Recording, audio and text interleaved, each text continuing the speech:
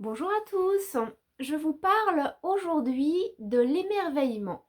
Alors l'émerveillement, c'est quelque chose que j'avais perdu à un moment de ma vie. Je ne voyais plus le soleil briller, je ne voyais plus les herbes folles, vertes, bien voler dans le vent et me rappeler ma prairie intérieure, là où je vais parfois me reconnecter à moi-même.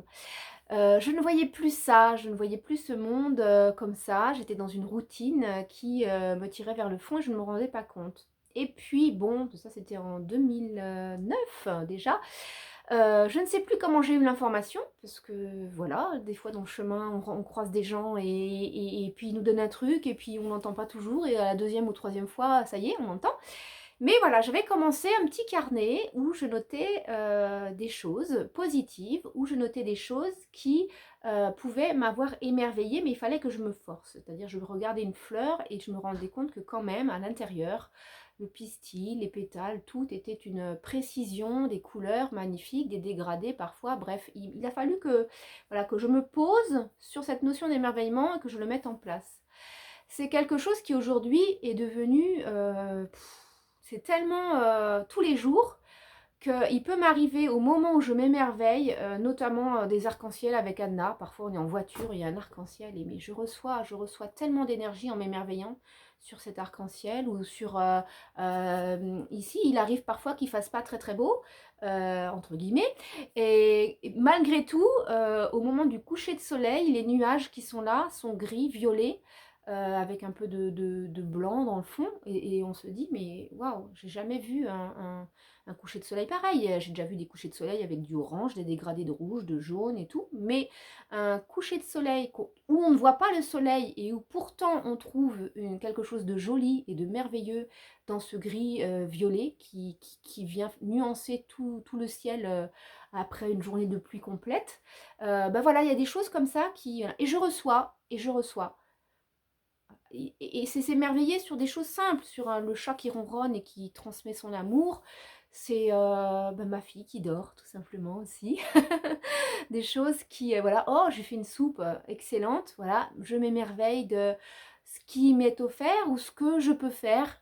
Et si vous arrivez à mettre ça en place dans votre vie, vous verrez aussi que ça va venir parfois effacer voilà, une journée qui est difficile émotionnellement. Ça me rappelle un dimanche il y a un mois et demi, un dimanche où j'ai été pas bien toute la journée quasiment, où j'étais dans mes émotions de deuil d'il y a quelques années, et puis voilà, ces émotions elles me rattrapent encore quelques fois, et voilà, ce dimanche-là j'étais pas bien, en plus il pleuvait donc ça aide pas toujours, et puis Anna, 16h30, 17h, le soleil commence vraiment à tomber fort, presque la pénombre déjà, avec les nuages, elle veut sortir. Et ma première réponse, c'est non. Et puis, en fait, maintenant, j'ai ma petite clochette intérieure qui me dit, oh, ma fille, elle sait.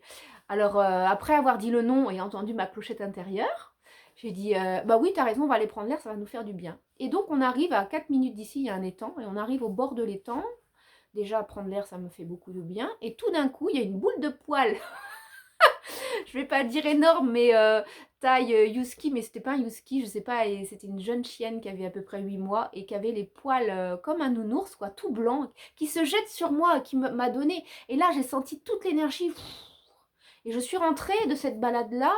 Moi, je suis convaincue que mes guides m'ont envoyé ce signe et ce moment pour sortir de la noirceur où j'étais. C'est un moment d'émerveillement, c'est un moment d'accueil aussi. Alors bien sûr, il y a un moment où on se force. Même si on a l'habitude de faire ça, il y a une petite part de l'humain réfractaire dont la première réponse est non. Et puis après, voilà, à force de ce travail, très vite, il y a un petit truc qui fait, mais si, en fait, il faut que je dise oui à ça parce que je sens. Je sens que ce qui arrive derrière va transformer ma journée. Et ça a transformé ma journée. Voilà. Je vous remercie d'avoir écouté ce petit bout de partage et je vous dis à bientôt. Au revoir.